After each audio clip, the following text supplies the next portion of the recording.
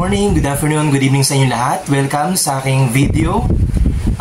I hope nasa mabuti kayong kalagayan, nasa mabuti kayong sitwasyon. Itong video na ito ay gusto ko lang na i-share sa inyo yung natutunan ko yesterday.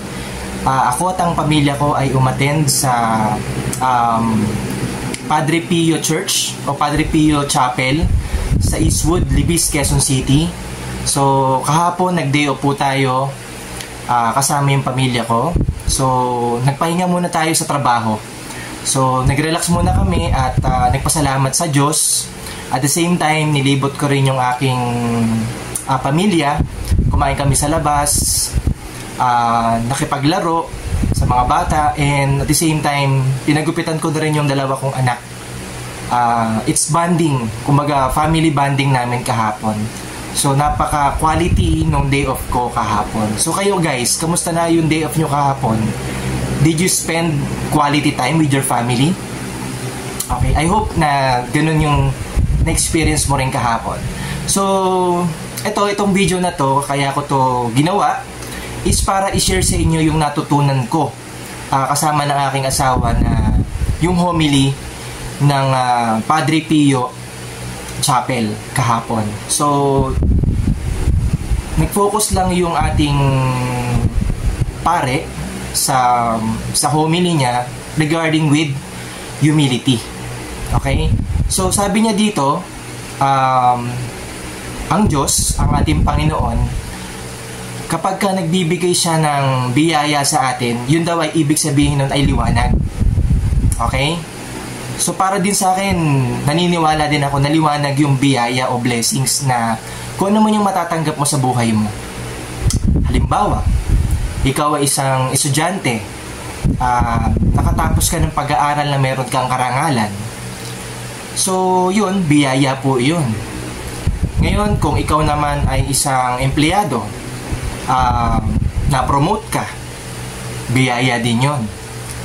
And kung ikaw ay isang OFW na nagtatrabaho sa ibang bansa, tapos na-recognize ka ng boss mo, okay, ng amo mo, biyaya din yun. And ngayon, kung ikaw meron ka negosyo, tapos nagkaroon ka ng magandang resulta, bigla ka naging successful, o nagkaroon ka ng malaking income o komisyon doon sa negosyo mo, it's a blessing. Ngayon, paano mo gagamitin ng tama yung blessings na yun? So dapat hindi mo siya ipagyayabang. Okay? Wag tataas yung, kumbaga, wag natin ilalagay sa ulo natin yung kayabangan kapag biniyaan ka ng liwanag ng Diyos. So dapat ang gawin natin, lagi lang tayong maging humble. Yung paa natin lagi nasa lupa. Wag tayong ilalagay natin sa ulo natin yung biyaya na binibigay sa atin. Kasi the more na naging humble ka at meron kang humility, lalo kang pagpapalain ng Panginoon. Tandaan nyo po yan. So kung ikaw, meron kang achievement sa buhay mo, for example, halimbawa, matalino ka, madiskarte ka, huwag mong ipagmamalaki yan ng may kayabangan o inaangkin mo na ikaw lang ang may gawa niyan. Hindi po. Lahat na na-achieve natin sa buhay, yan po ay hiram lang po. Pinahiram lang sa atin yan ng Diyos para gamitin natin ng tama. At nang sa gayon, magamit din po natin siya sa ibang tao. Pwede kang makapag-inspire sa ibang tao, makapag-motivate ka, makapag-encourage ka, makapag-enlighten ka, o makatulong ka sa tao. Kaya pinahiram yan sa iyo ng Diyos para gamitin mo ng tama, nang sa gayon makatulong tayo sa tao. Okay? So napakaganda ng inattend namin na homily kahapon sa Padre Pio Chapel sa Libis, Quezon City. And naniniwala ako na lahat ng mga tao doon ay nagdadasal para magpasalamat sa Diyos. At the same time, meron kasing kakaiba doon sa chapel na yun eh. Kumbaga, yung mga hiling mo sa Panginoon, binibigay niya. Which is, ako rin, isa ako sa patunay na nagkatotoo lahat ng pinalangin namin mag-asawa. At nagkatotoo lahat yun.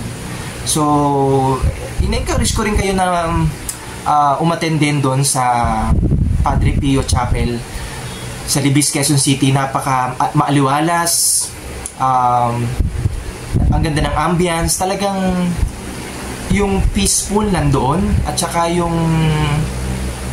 ano ng Diyos, yung presensya ng Diyos mararamdaman mo sa lugar na yun. Okay? So I hope na meron ka natutunan sa video na ito. And kung nagustuhan mo tong video na to, paki-like, paki-heart, or paki-share na rin to sa mga taong mahal mo sa buhay, nang sa gayon makatulong tayo sa ibang tao. Okay ba yun? And kung makikita mo tong video na to, i-follow mo lang ako o i-subscribe mo ako dito sa channel ko, sa page ko, Imoke. Meron tayong Facebook, YouTube, TikTok, Instagram, Threads, and LinkedIn. Active po tayo sa social media. Okay? Para nang sa gayon ay ma-notify kayo kapag magla-live ako or mag-upload na ba ka ng mga videos na makakatulong sa inyo. And kung ipa-follow nyo ako, i-subscribe nyo ako dito sa page ko na to, well, congratulations. Bakit? Because you are growing every single day. Alright? So, hanggang dito na lang muna guys yung aking video. I hope na meron ka natutunan dito sa video na to. So, see you on my next video. God bless po sa ating lahat. Bye-bye.